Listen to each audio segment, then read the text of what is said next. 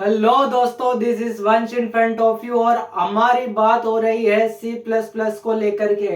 हम कंटिन्यू कर रहे हैं हमारी सी प्लस प्लस की सीरीज को और हमने पिछले सेशंस में बहुत बेहतरीन तरीके से हमने what is object oriented programming को बहुत बेहतरीन तरीके से समझा है। अगर आप डायरेक्ट इस वीडियो पे आए हो, इस वीडियो पे पधारे हो, तो आप वापस से उस वीडियो पे जाइए जहां मैंने पिछले सेशंस में what is object oriented programming बताया है। वरना आपके लिए आगे आने वाले टाइम पे प्रोग्रामिंग बहुत टफ हो जाएगी। अगर आप चाहते हैं कि प्रोग्रामिंग बहुत इजी हो आपके लिए, तो आप सीक्वेंस को प्लीज फॉलो करिएगा, मैं आपसे रिक्वेस्ट करता हूं। और आज हमारी बात होने वाली है one of the important topic, even interview room का भी बहुत इंपॉर्टेंट टॉपिक होने वाला है। आज क्या टॉपिक होने वाला है वो हम देखते हैं, लेकिन मैंने इससे पहले मैंने फर्स्ट सेशन में कुछ बात कही थी, अगर आपको याद हो तो मुझे बताना। मैंने आपको तीन चीजें बोली थी, तीन चीजें। WWH। WWH ये क्या होता है? अगर आपने पढ़ा है मेरा फर्स्ट लेक्चर तो आपको पता होगा। W का मतलब होता है, फर्स्ट W का मतलब वाई। हम अगर कोई भी चीज करते हैं या हम कोई भी लैंग्वेज पढ़ते हैं तो हम हमेशा पहले देखते हैं कि उस लैंग्वेज को पढ़ना क्यों है। What is the need of that language, कि हमें उस लैंग्वेज को क्यों पढ़ना है, राइट। तो जो हमारा वाई है वो बहुत स्ट्रोंग होना चाहिए। और फिर उसके बाद आता है व्हाट, कि हम कैसे उस लैंग्वेज को, वो लैंग्वेज क्या है। व्हाट का मतलब वो लैंग्वेज क्या है। और हम इतने पिछले सेशंस में ये बहुत अच्छे तरीके से डिस्कस कर रहे थे कि what is C plus plus, हमने बहुत बेहतरीन तरीके से डिस्कस करा है। आई होप आपने पिछला सेशन देखा होगा। Now third one is how, कि हम कैसे सी प्लस प्लस को पढ़ेंगे, वो आज हम डिस्कस करने वाले हैं। नाउ हमारा जो आज का पार्ट होने वाला है वो हाउ वाला पार्ट होने वाला है, कि हम कैसे सी प्लस प्लस को पढ़ने वाले हैं। तो पहले मैं इसको रफ कर देता हूं और आज हम जो पढ़ने वाले हैं वो मैं आपको बताता हूं कि आज हम क्या पढ़ने वाले हैं। और इंटरव्यू रूम का one of the important topic होने वाला है, बहुत इंपॉर्टेंट टॉपिक होने वाला है, believe me.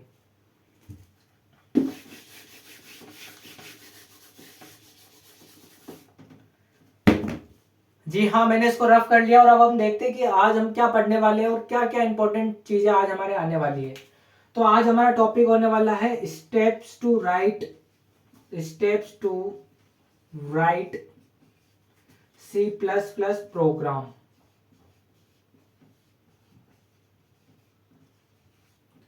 Steps to write C plus plus program. अगर हम कोई भी व्यक्ति सी प्लस प्लस में प्रोग्राम लिखता है तो उसके क्या स्टेप्स होते हैं वो आज हम डिस्कस करने वाले हैं। क्या जब एक प्रोग्राम रन होता है तो कितनी फाइल बनती है, one of the important topic in interview room, बहुत इंपॉर्टेंट है।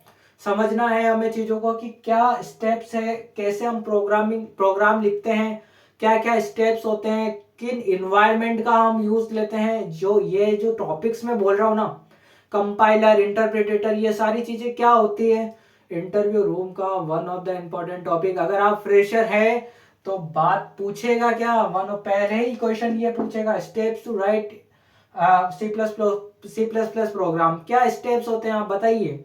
और वो आपको ड्रॉ करवाएगा। तो हम देखते हैं कि स्टेप्स क्या है, राइट। तो पहले मैं इसको रफ कर देता हूं और फिर हम देखते हैं कि व्हाट इज द स्टेप्स।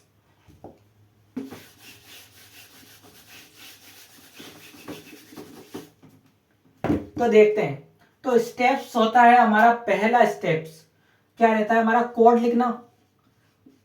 देखिए देखिए देखिए देखिए देखिए देखिए, सबसे पहले हम क्या लिखते हैं, सोर्स कोड है। ये सोर्स कोड क्या आता है? अरे बड़ा सिंपल है, घबराना नहीं है, आ जाओ। सोर्स कोड का मतलब होता है जब हम अपनी भाषा में जो लैंग्वेज में कोड लिखते हैं, अपने लैंग्वेज में कोड जो लिखा गया उसे हम सोर्स कोड बोलते हैं। जैसे मान लो हम जो सी प्लस प्लस में कोड कैसे लिखते हैं, इंग्लिश में लिखते हैं। जैसे मैं आने वाले आगे टाइम पे बताऊंगा, ये सी आउट, सी इन, ये सारी चीजें क्या है। जैसे मैंने हेलो लिखा तो हेलो, ये क्या है, सोर्स कोड है।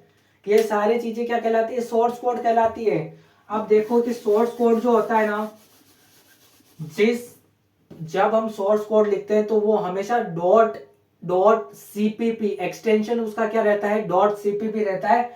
अगर मैं सी प्लस प्लस की बात करूं तो दूसरे लैंग्वेज में अलग रहता है, लेकिन अगर मैं सी प्लस प्लस की बात कर रहा हूं तो हमें एक नाम देना पड़ता है। जैसे फर्स्ट डॉट सीपीपी। तो जो हमारा सोर्स कोड रहता है वो कंटेंट किस में रहता है, डॉट सीपीपी में रहता है, जिसका फाइल का एक्सटेंशन क्या हो, डॉट सीपीपी हो। जब हम कोड लिखते हैं तो पहला जब हम कोड लिखते हैं तो फाइल बनाते हैं, और उस फाइल का एक्सटेंशन क्या रहता है, डॉट सीपीपी। डॉट सीपीपी क्या बता रहा है, जिसमें हमारा सोर्स कोड कंटेन है, जिसमें हमारी भाषा में लिखा गया कोड क्या है, कंटेन होता है, उसे हम क्या कहते हैं, डॉट सीपीपी। उस फाइल का एक्सटेंशन क्या रहता है, डॉट सीपीपी रहता है। ठीक है सर, हम समझ गए, ओके ओके। लेकिन कंप्यूटर भाई ये नहीं समझता है कंप्यूटर भाई ये नहीं समझता है कि आपने आपकी लैंग्वेज में वाला कोड कंप्यूटर भाई नहीं समझता है। तो कैसे समझाए उसे, तो उसे समझाने के लिए एक सॉफ्टवेयर होता है, कंपाइलर। तो हम क्या करते हैं, इस सोर्स कोड को हम क्या कर देते हैं, कंपाइलर को दे देते हैं। ये सोर्स कोड मैंने क्या दे दिया, कंपाइलर को दे दिया। तो कंपाइलर क्या करता है, हमारे सोर्स कोड को जो भाषा कंप्यूटर बा समझता है उस लैंग्वेज में ट्रांसलेट कर देता है। हाँ यही करता है, आ जाओ। तो हमारा जो सोर्स कोड है उसको ये कंपाइलर क्या करता है, मशीन कोड में कन्वर्ट कर देता है। मशीन कोड में क्या कर देता है, हमारा सोर्स कोड को किस में कन्वर्ट कर देता है, कंपाइलर मशीन कोड में, जो कंप्यूटर समझता है। और उसका जो जब ये सोर्स कोड कंपाइल होकर मशीन कोड में कन्वर्ट होता है, तुरंत एक फाइल बनती है, तुरंत फाइल बनती है। कौन सी, डॉट ओबीजे, जिसका एक्सटेंशन क्या रहता है, डॉट, और नाम तो हमेशा फर्स्ट ही रहता है, फर्स्ट ऐसे का ऐसे, लेकिन इसका एक्सटेंशन क्या रहता है, डॉट ओबीजे, जिसमें क्या होता है, हमारा मशीन कोड कंटेन होता है, तुरंत फाइल बनती है इसके अंदर, राइट ना। उसके बाद मशीन कोड को हम क्या करते हैं, रन करते हैं, और रन करके हम इसका क्या देख सकते हैं, आउटपुट देख सकते हैं। और जो आउटपुट होता है, जो आउटपुट होता है वो किस फाइल में होता है, डॉट ई फाइल, जिसका एक्सटेंशन क्या रहता है, डॉट ई फाइल रहता है। तो ये सारे क्या रहते हैं, हमारे स्टेप्स रहते हैं किसी प्रोग्राम को करने के। क्या स्टेप्स है सर, पहले हमने क्या लिखा, सोर्स कोड लिखा, जो किसमें जिसका एक्सटेंशन जिस फाइल का एक्सटेंशन क्या रहता है, डॉट सीपीपी।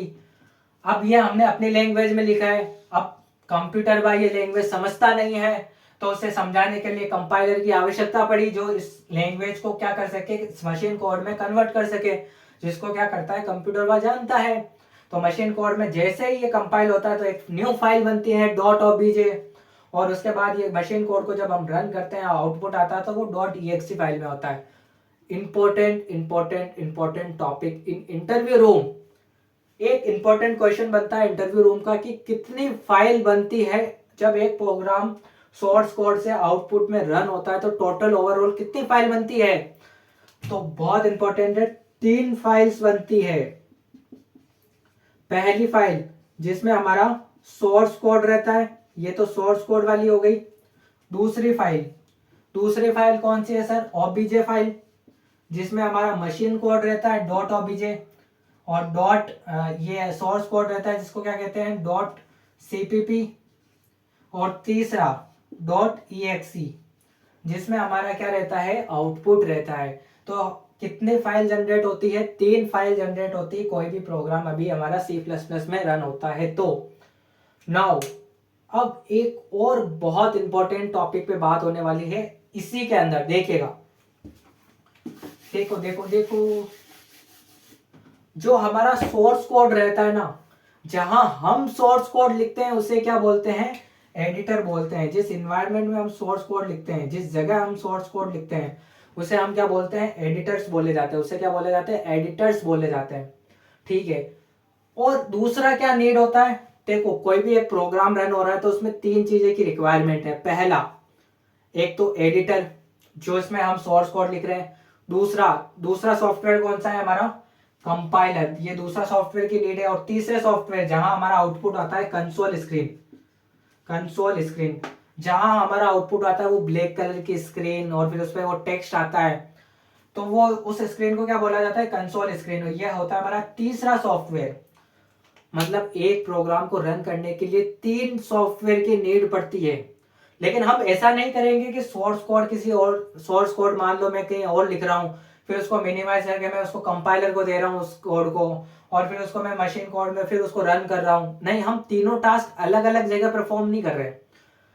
तो एक ऐसी चीज आई मार्केट में, ऐसे एडिटर्स आए जहां ये तीनों टास्क एक ही जगह परफॉर्म होने लगे। जैसे एक सॉफ्टवेयर के अंदर हम सोर्स कोड भी लिख सकते हैं, और दूसरा वहां पे कंपाइलर भी होता है, और तीसरा वहां पे हम आउटपुट भी देख सकते हैं, कंसोल स्क्रीन भी होती है। ऐसे इन्वायरमेंट को क्या बोलते हैं? Integrated development environment, IDE. ऐसे इन्वायरमेंट्स को क्या बोला जाता है? ID, integrated development environments. जहां पे ये तीनों चीजें एक साथ हो, हमें अलग अलग चीजें परफॉर्म, अलग अलग जगह जाके परफॉर्म ना करना पड़े। जैसे ये तीनों चीजें जहां एक ही सॉफ्टवेयर में अवेलेबल हो, उसे हम कैसे एनवायरनमेंट को क्या बोलते हैं? IDE environment, integrated development environment. I hope आपको ये समझ में आया होगा।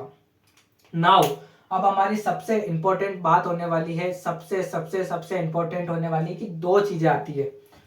तो मैं पहले इसको रफ करता हूं, फिर हम देखते हैं।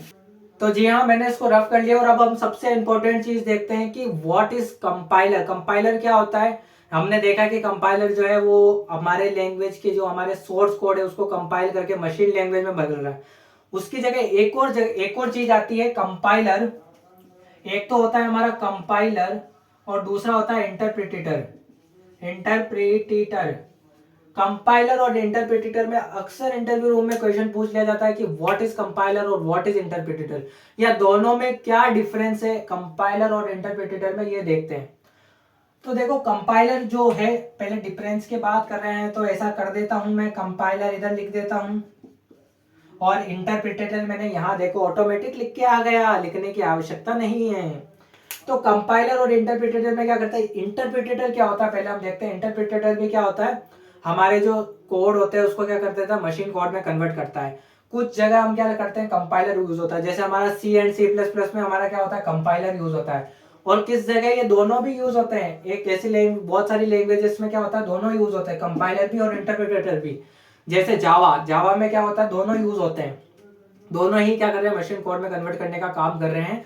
देखो क्या होता है, कंपाइलर जो होता है, देखो ये जो कंपाइलर है, ये कंपाइलर क्या करता है? हमारे जो सोर्स कोड है उसको मशीन कोड में कन्वर्ट कर रहा है। लेकिन जो ये ट्रांसलेशन करता है ना, ये पेज वाइज ट्रांसलेशन करता है, पेज वाइज ट्रांसलेशन। ये क्या होता है भाई? Page wise translation. Page wise translation का मतलब होता है कि जैसे मान लो आपने कोड लिखा, ये आपने क्या लिखा? सोर्स कोड लिखा। सोर्स कोड लिखने के बाद क्या हुआ?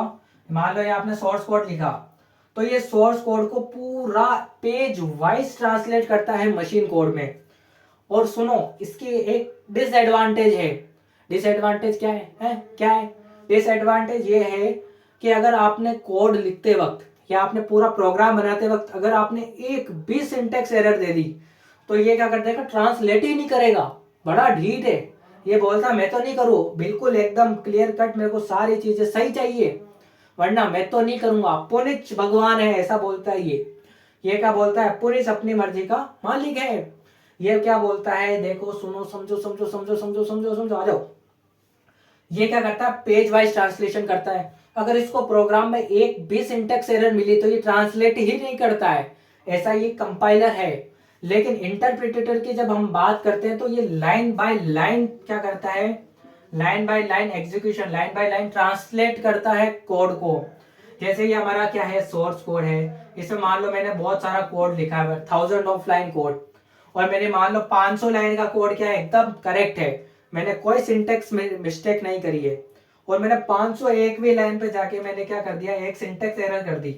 तो ये क्या करेगा? 500 लाइन को तो क्या कर देगा? ट्रांसलेट कर देगा, जहां पे क्या है? सिंटेक्स एरर नहीं है। और जहां पे 501वीं लाइन पे अगर सिंटेक्स एरर है तो वहां से ये क्या करेगा? ट्रांसलेट नहीं करेगा। लेकिन ये लाइन बाय लाइन ट्रांसलेट करता है। और कंपाइलर में एक डिसएडवांटेज है, कंपाइलर क्या करता है? पेज वाइज ट्रांसलेट करता है। अगर इसको बिल्कुल थोड़ी सी भी अगर सिंटेक्स एरर मिली तो ये ट्रांसलेट ही नहीं करता है कोड को। तो आपको देखना होगा कि आप जब अपना C++ का कोड लिखेंगे तो मेक श्योर कि आपने सिंटेक्स एरर नहीं करी होगी। अगर सिंटेक्स एरर करे होगे तो कंपाइलर उसको कंपाइल नहीं करेगा, मतलब ट्रांसलेट नहीं करेगा। पहला डिफरेंस। दूसरा डिफरेंस, ये तो हमारा पहला डिफरेंस। दूसरा डिफरेंस क्या है, जब हमारा सोर्स कोड देखो, जब हमारा सोर्स कोड जो है हम क्या देते हैं, कंपाइलर को देते हैं, तो कंपाइलर क्या करता है, उसको मशीन कोड में कन्वर्ट करता है, मशीन कोड में कन्वर्ट करता है, राइट और रॉन्ग, बताओ बताओ, सही है। और ये क्या बनाता है, डॉट ओबीजे फाइल बनाता है। तो ध्यान रखना, जो ये हमारा कंपाइलर होता है ना, जब भी सोर्स कोड को कंपाइलर कंपाइल करता है तो वो एक न्यू फाइल बनाता है डॉट ओबीजे। अब जरूरी नहीं है कि डॉट ओबीजे ही बनेगी, जिसका एक्सटेंशन डॉट ओबीजे ही होगा, ऐसा जरूरी नहीं है। हम सी एंड सी प्लस प्लस की बात कर रहे हैं तो वहां पे डॉट ओबीजे बनता है, लेकिन अगर हम जावा की बात करते हैं तो जावा में जब कंपाइलर कंपाइल करता है तो डॉट क्लास फाइल बनाता है, जिसमें बाइट कोड क्या रहता है, कंटेंट रहता है। अगर आपने पढ़ा है तो दिमाग लगाना, अगर नहीं पढ़ा है तो बिल्कुल भी दिमाग लगाने की जरूरत नहीं है। आप ये देखो, जब सोर्स कोड कंपाइलर कंपाइल करता है तो वो डॉट हमेशा न्यू फाइल बनाता है। ये हमारी बात कर रही है कंपाइलर के सेंस में, ये दूसरा डिफरेंस है। लेकिन इन द केस ऑफ इंटरप्रेटेटर, इंटरप्रेटेटर कोई भी न्यू फाइल नहीं बनाता है, वो ऑलवेज एक फाइल के अंदर ही काम करता है। तो आज हमने इंटरव्यू रूम के most most most important topic के ऊपर बात करी। पहला, steps to write C plus plus program, जहां पे आपको ये फ्लो चार्ट जो मैंने शुरू में बताया था वो आपको पता होना चाहिए कि कैसे एग्जीक्यूशन होता है स्टेप बाय स्टेप। फिर हमने देखा कि एडिटर्स क्या होते हैं। एडिटर्स का मतलब होता है कि जहां हम क्या लिखते हैं, अपना सोर्स कोड लिखते हैं, राइट। तीसरी बात हमने करी कि कितनी फाइल बनती है जब एक प्रोग्राम रन होता है, तो 3 फाइल बनती है। हमने इसके बारे में चर्चा करी। डॉट सीपीपी जहां सोर्स कोड कंटेंट रहता है, डॉट ओबीजे जहां पे मशीन कोड कंटेंट रहता है, और डॉट ईएक्सी जहां पे क्या होता है, हमारा आउटपुट, हमारा क्या रहता है, आउटपुट कंटेंट रहता है। अगर हम यूजर के लिए कोई सॉफ्टवेयर बना रहे हैं तो हम उन्हें कौन सी फाइल देंगे, डॉट ईएक्सी फाइल उन्हें देंगे। ये हमने तीसरी चीज हमने देखी। और चौथी चीज हमने क्या देखी, बिग डिफरेंस बिटवीन कंपाइलर और इंटरप्रेटर, हमने ये चीजें देखी। और अगर आप फ्रेशर हैं तो बहुत बहुत बहुत इंपॉर्टेंट टॉपिक्स होते हैं आपके लिए। ये तो हमेशा इंटरव्यू रूम का बहुत फेमस टॉपिक रहता है। आई होप आपको ये लेक्चर पसंद आया होगा। अगर लेक्चर पसंद आया है तो आप अगली सीरीज को कंटिन्यू करें।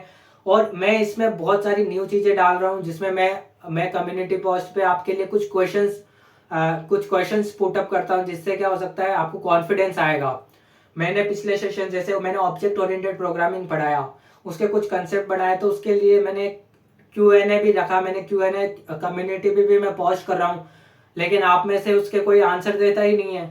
अब आप ही आंसर नहीं देंगे तो मुझे कैसे पता चलेगा कि आपको समझ आ रहा है या नहीं आ रहा है। तो प्लीज, जितने भी मैंने क्वेश्चंस दिए आपको पिछले सेशंस में, उसके आंसर मुझे बताइएगा कमेंट सेशन में। और आपको ये वीडियो पसंद आ रही है तो थैंक यू सो मच। आप नेक्स्ट वीडियो को कंटिन्यू करिएगा। Thank you so much.